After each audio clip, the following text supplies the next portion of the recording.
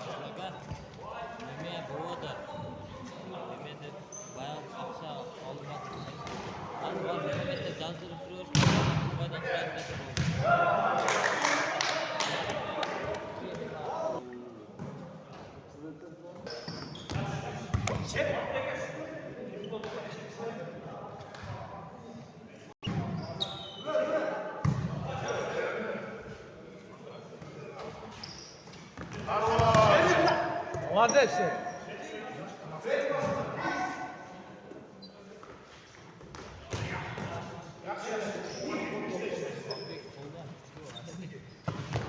Красавец!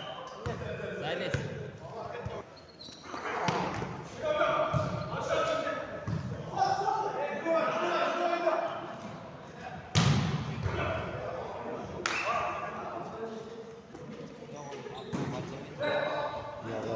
Стариктер аксакалдар, бияк студенттер экен. Айрага студенттер. 2004-2005 аралаш экен бул жакта. Ал жакта аксакалдар командасы.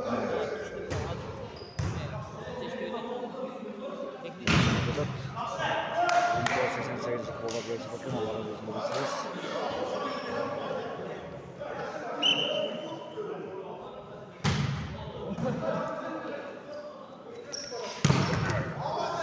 Terre! Çok olsun o zaman.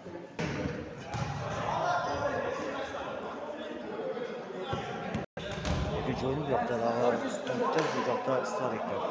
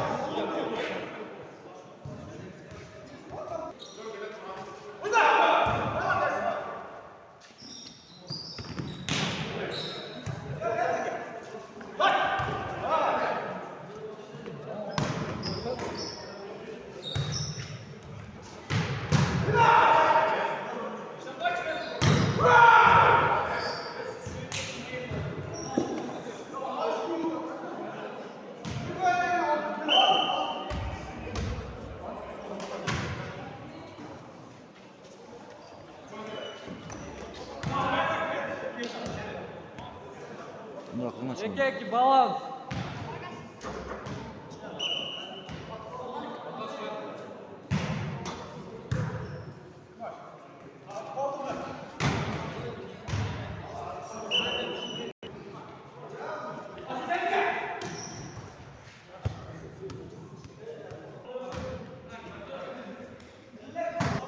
Koşuyor da koşuyor zaman soy.